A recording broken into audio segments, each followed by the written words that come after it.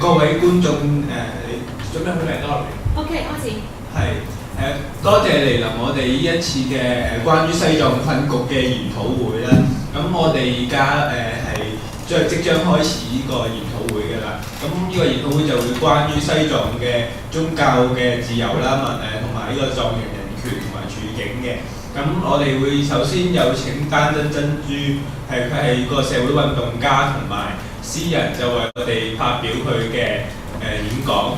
The first speaker will be Tenzin Tsundue, and he's prepared for deliver his speech. Thank you for Tenzin Tsundue.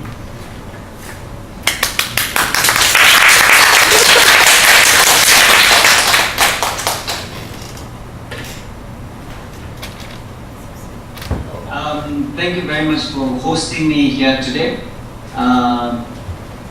My name is Tenzin Tsundue. I am a Tibetan writer and an activist based here in Dharamshala, North India. Dharamshala is the capital of Tibetans living in exile. I'm born and brought up in India. I've done all my studies here in India. I did bachelor's and master's degree in English literature, and I've been living in India all my life. But I've also been to Tibet. In 1997, after my graduation, I went to Tibet and I got arrested. I was arrested, I was interrogated over a number of hours, asked so many questions: where you came from, why did you come to Tibet, who sent you. So in that way I was arrested, I was beaten up, I was jailed for almost about 3 months, and I was later thrown out of Tibet and said, you are Indian, get out of here. So since then, since 1997, I have been living in India, and today India is the base for my activism for the freedom of Tibet. Now, the case of Tibetan freedom struggle that we are leading from here is that of a non-violent freedom struggle. A non-violent freedom struggle where the Tibetans inside and outside, or outside when we say we are talking about 150,000 Tibetan refugees living in India, in Nepal, Bhutan, and then Tibetans living all across the world, in the Americas, in Europe, in Australia, in Taiwan, and so many other countries. The importance of non-violent freedom struggle for us to start with, for the Tibetans, is that even as we lead the freedom struggle in the process, it is important that we remain peaceful, calm, and non-violent in our own lives. In that way, we not only have a hope of peace in the future, we have hope even today. What has happened in Tibet and what continues to happen in Tibet under the Chinese colonial rule is completely unacceptable to us. And Tibetans in Tibet are protesting against the Chinese occupation of Tibet. But for us, because it's a non-violent freedom struggle, we will protest against the colonial occupation of Tibet, but we do not resort to violence. And that, I think, is the first step that Tibetans have taken all these years. And however repressive the Chinese government has been in Tibet, not only Tibet, in all across China, whether it's in Guangzhou or in Beijing, for example, 1989 Tiananmen Square massacre, we have seen how repressive the government can be to quell, to control the population in their protests for democracy, for freedom, for free press, for labor rights.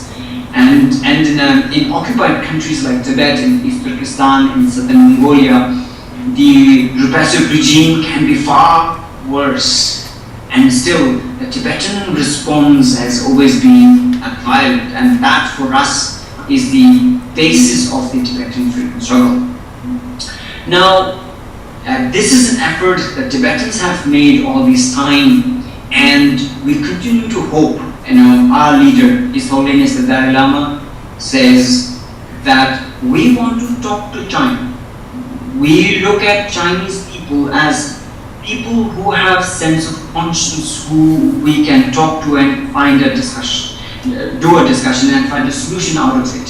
His Holiness's basic belief that without having to separate Tibet as a separate independent country, if they can live within the parameters of People's Republic of China, we would be happy to accept autonomy for Tibet. This is a kind of proposal His Holiness the Dalai Lama has been working for over 30 years, and yet the Chinese government has not responded positively towards this. They have been very arrogantly rejected this proposal and continue to harass His Holiness the Dalai Lama and accuse him of and they've been called him names like monsters, and these are the arrogance of the states that Wu Jintao earlier led, and Xi Jinping has not been able to make any positive change their policy towards Tibet.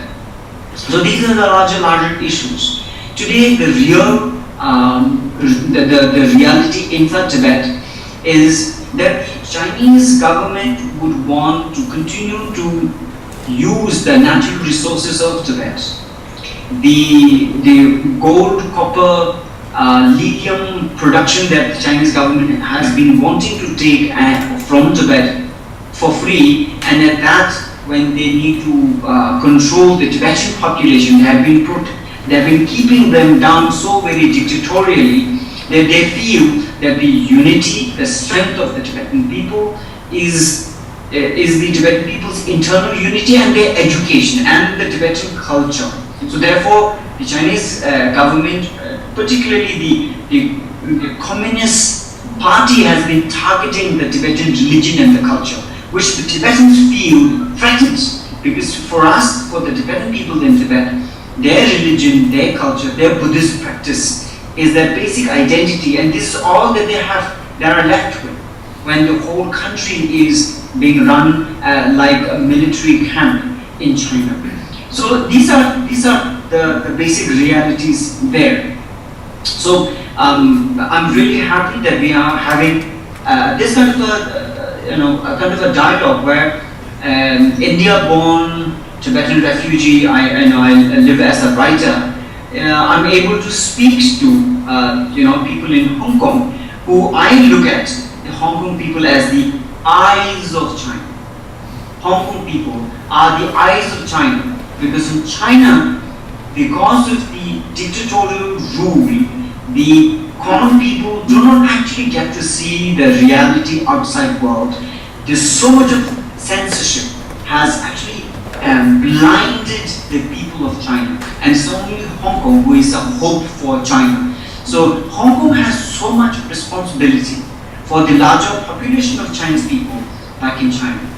I have a very good friend living in Hong Kong, a labor rights activist called Han Dong Fan, and I have so much respect for him. And like that, there are a number of other people who were there during the Tiananmen Square democracy movement and who have not given up there, and they continue to work. I work as an activist and a writer. I make my living out of writing. I write poetry, essays, stories. I sell my writings in the international media. Then I'm also able to publish my writings in the international media writings. And then as an activist, I work with a number of people, the Tibetan community, and from around the world. Briefly, this is all that I have to say now, and I'm now happy to take questions if there are any questions or even remarks that you want to make, and we can discuss on this. I'm very happy to interact with anybody who has a question or a comment to make. And now it's open for discussion.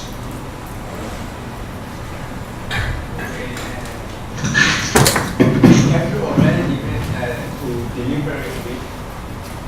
Yes. Okay. And now we will go to the Q&A section, and then Yes. other participants of the event will ask you some questions about Yes. what they have decided to go some lessons about Yes. that. 我想問冇人係想問問題啫，佢呢位講者係有啲交流，有沒有人要問問題？你哋可以問廣東話或者國語，你們可以說廣東話還是國語，我們可以跟你們翻譯。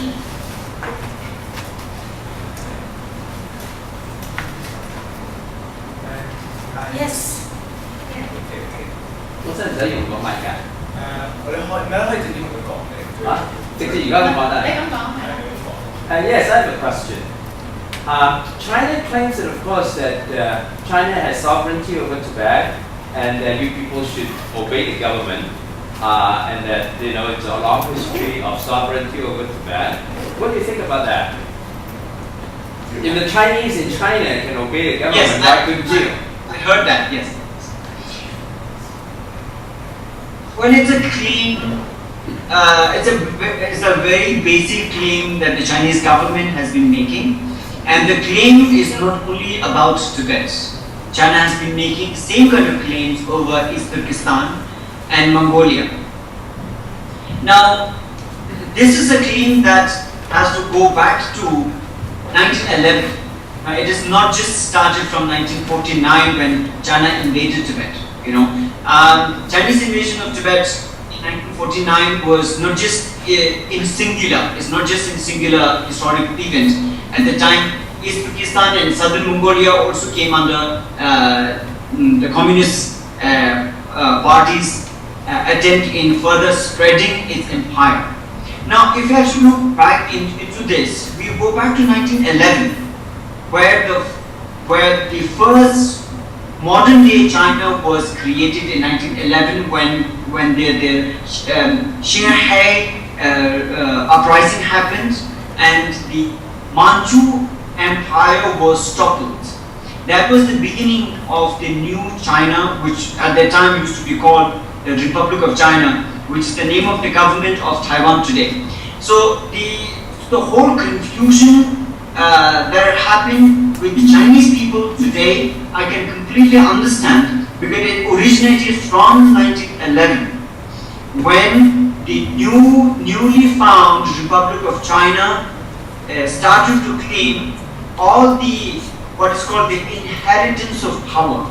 After overthrowing the Manchu Empire, then the new government started to make claim over peoples and countries that the Manchus used to have either direct or indirect controls. And therefore China started to make that kind of claim over Tibet, because one of the Manchus representative called the Amben used to be in Tibet. So that claim happened, but at that time, because the Chinese government was not powerful enough to make that kind of military invasion, they could not do that. But it remained an aim in the Chinese mind, which Mao Zedong satisfied that after 1949, when the communists took over the government and consolidated the power. So at that time, Mao Zedong actually had the military strength to do that, and that happened in 1949. So in that way, what is called the Chinese claim of sovereignty over Tibet comes from the historical confusion, which comes from the basic date of what is called the inheritance of power. And that kind of inheritance of power cannot make any claim for sovereignty. Thank you. Yes, any others? 有没有人要？你出嚟啦，不如咁佢可以聽。出嚟。你個咪講。即係喺電腦側邊講啊嘛。電腦側邊人。係啊，因為近啲會收近啲個聽啲先特別。第一點，個電腦階段嗰度冇駁㗎。Hi, yeah. You characterize the movement as a non-violent freedom struggle. Yes. But what can you do if the Chinese government refuses to cooperate? I mean, on the one hand, it's a non-violent movement, but if the Chinese government being more powerful, being larger in terms of resources and influence, what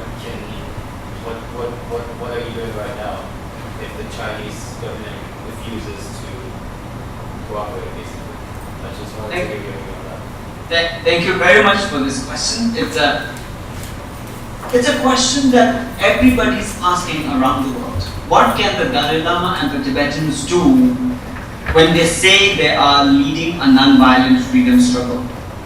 And the question comes from the basic parameter that money and guns are more powerful than the spirit of non-violence. It comes from there.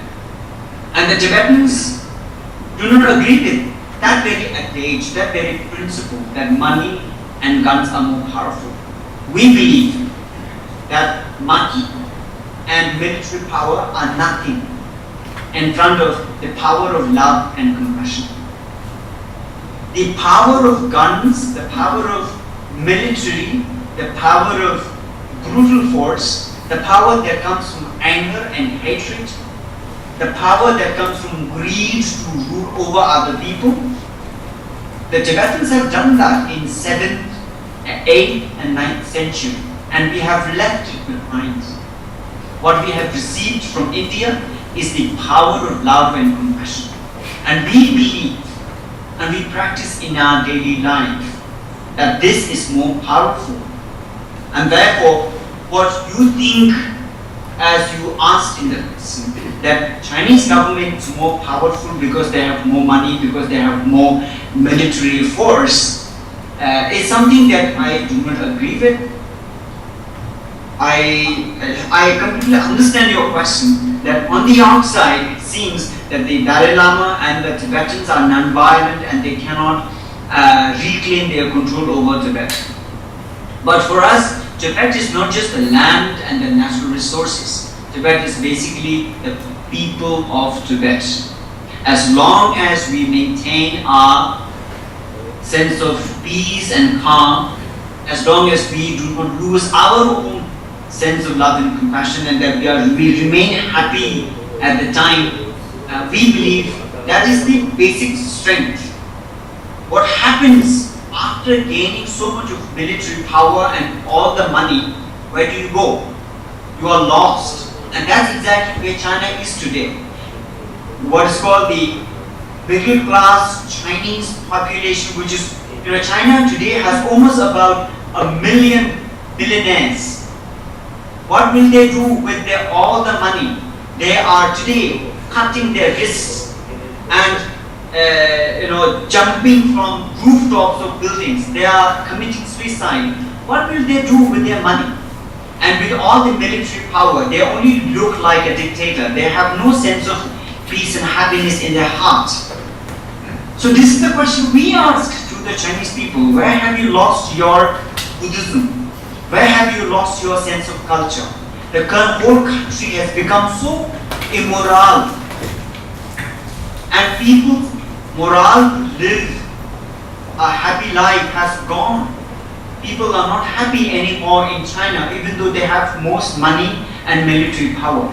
And therefore, we believe that non-violence is not just about defeating the others and winning our own interests. No. Non-violence is, first and foremost, you maintain a sense of peace and calm within yourself. And it also makes sure that even your adversary, the freedom struggle you are fighting against, that person, the other party is also not hurt and harmed. And we, instead of instigating and making them angry, we make them understand our own desire of freedom.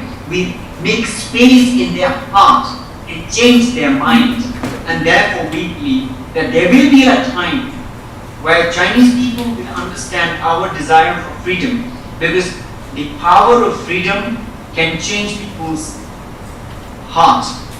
And this is the power that is much more stronger than the power of money and the military.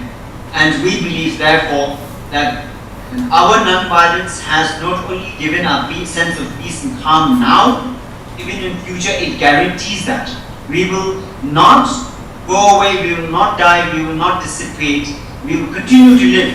Even after the changes that are going to happen in China, we will continue to live. And we believe that our love and compassion will change China, not the reverse order.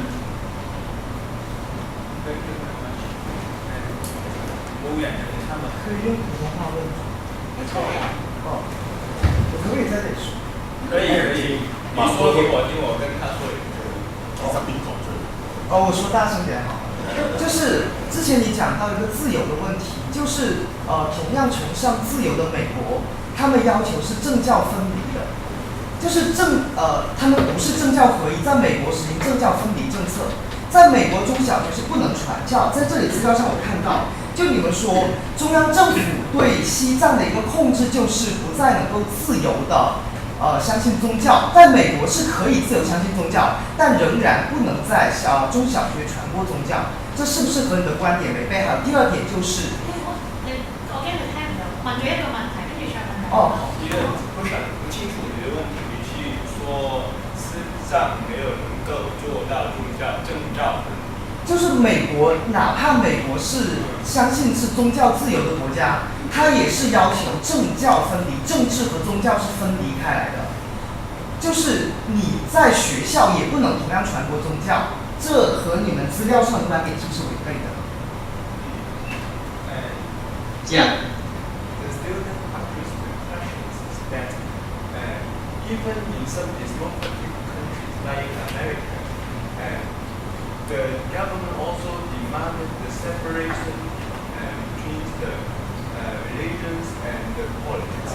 That means the college and school cannot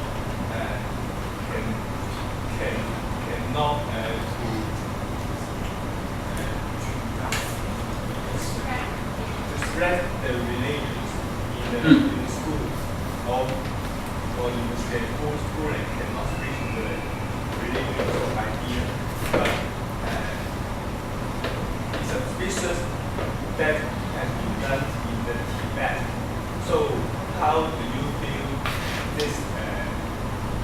these situations, and how can the Tibetan to follow the international standard? Should you think the Tibetan have to do so?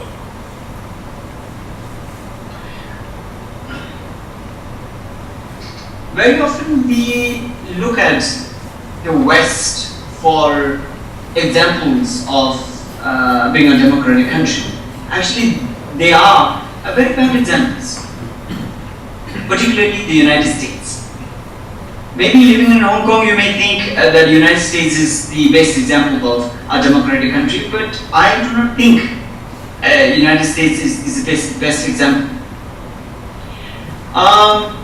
Religion and culture, particularly in, for example, now here in exile government, we run an exile government from here in Dharamshala, based in India, and His Holiness the Dalai Lama last year in 2011 relinquished his political authority, and there is a clear-cut separation between the religious leadership and the political leadership. Now we have a completely democratically run exile government. So we have the executives, which are the cabinet ministers, including the Prime Minister. We have the Legislative Assembly, 44 members of Parliament. Then we have the judiciary. It's a full set of exile government set, and there's no dogmatism involved in it. At the same time, for the Tibetans, although religion is not there in the government, we believe, for us, religion is not a dogma, is not a set of rules and regulations. The importance of religion is to make a human being more human, less greedy. The amount of hatred, anger, jealousy can be lessened and people can become more human by the practice of a very deep spirituality. There's no God involved here. There's no dogmatism involved here. These are basic principles of life which a father could tell their children, or mother could nurture their children with. These are basic principles of life. And for the Tibetans, we believe that our own practice of Buddhist spirituality makes us more human, and a sense of humanity comes in this. And therefore, the non-violent freedom struggle we have been leading has not only sustained the Tibetan freedom struggle for past 60 years, that we believe that it will actually give us and lead us to a peaceful solution in the future. Otherwise, with the amount of anger and hatred, we would have actually destroyed ourselves, which we have not been. So therefore, I completely agree that there should be a separation of religion and politics in the government.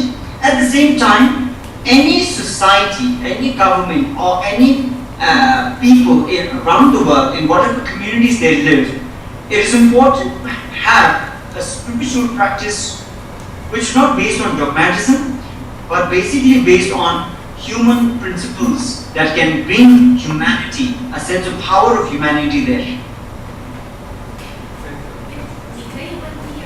第二个问题就是说，你之前说到是西藏人民就不再they are not happy anymore， 但是就是根据我很多西藏同学反馈来说，他们的 feedback 来说，他们的物质条件改善得很好，他们或许是从比较 low class 的层次，就是得到很好的物质以后，也有了一个比较快乐生活。但你说的西藏人民不再快乐，是不是所说限制在那一些已经有了充分物质条件的情况下，因为宗教而被打击而不得受快乐，而影响到你们的所有的快乐生活？或者是说，是不是你所关注的整个阶层是不一样的？ 至少根据我很多西藏同学的反馈来说，他们的物质条件改善很好，他们觉得很满足。Yes. A statement that, as you say, Tibetan people become more and more happy. It's a lot. And then he said that he see a different situation of Tibetans. He said that some of his friends have already visited Tibet and found that people become happier because the improve of their life quality.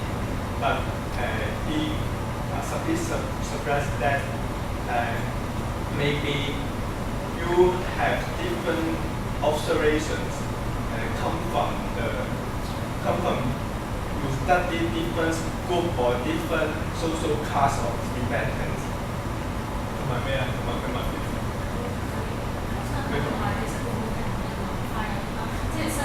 Or you say they feel unhappy, it's not because of their life quality cannot be improved, but just because of their suppressed to their religions and the culture, not from the economic factor.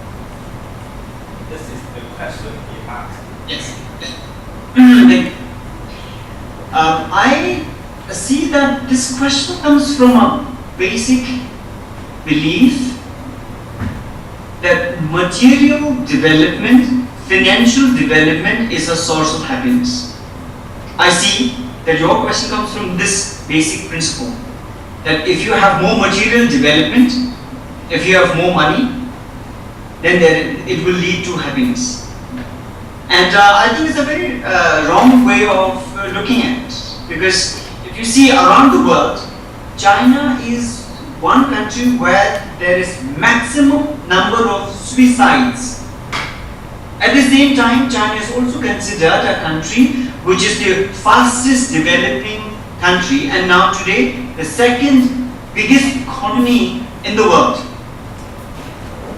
So you actually see the relationship between the material financial development and the sense of happiness. Yeah. With the Tibetans, we believe that happiness comes from here, not from outside. Material development, whether it's clothing, cosmetics, food, chips, Coca-Cola, Adidas, shopping malls, discotheque, drinks, alcoholic drinks, all these things. But Chinese government continues to believe even today that when they bring more of these materials into Tibet, because they believe that this is source of happiness, they believe that Tibetans will also be happy if they bring these stuff into Tibet. This is the very point where the Chinese government is going wrong. Because Tibetans believe happiness comes from inside. Okay, happiness doesn't come from material, physical appeasement. It's not the pleasure you get from a better soap or a better shampoo or a better, perfume. No, happiness doesn't come from materials. Happiness comes from your way of looking at the world, and if you can maintain a sense of peace and calm within yourself, a person can be most happy in a jungle, up in the mountains, or even in the middle of a huge city. A person can still be happy if you are able to maintain that sense of calm within yourself. And this is a culture China is known for all the thousands of years. Until recently, when materialism took over China, and today China is changed. China today believes in materialism. There's nothing Chinese about the random hunger for material development.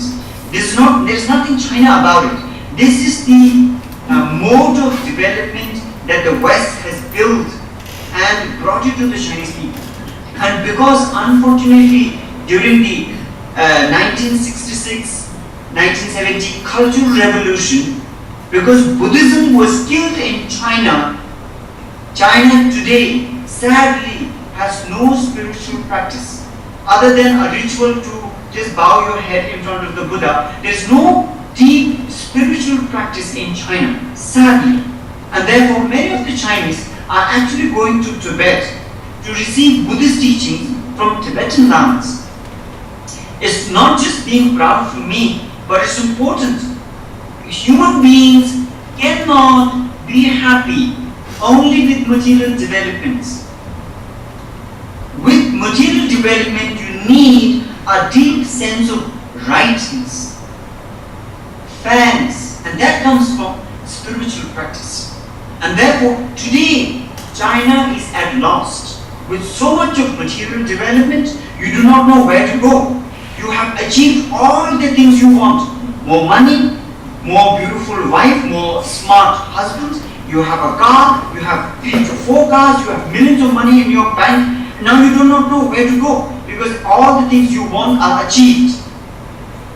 And therefore this is actually the time for China to look deeply into their own spiritual tradition that China is known for.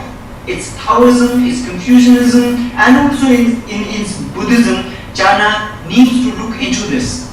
And instead of asking the question to the Tibetans, it is a time for Chinese people to ask the question to themselves, where is happiness? Does happiness come from your shampoo, or your scent, or your Bugatti car, or McDonald's? You have to ask the question to yourself.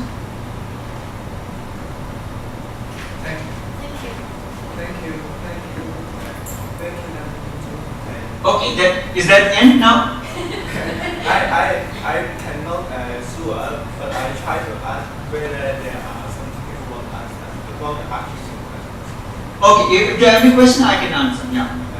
仲有冇其他問題？其實補問都可以嘅，有冇其他人要問問題？有沒有其他人希望問這個問題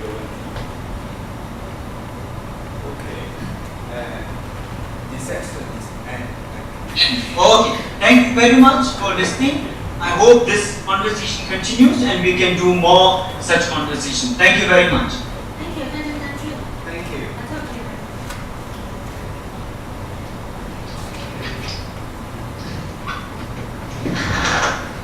好多謝丹珍珠去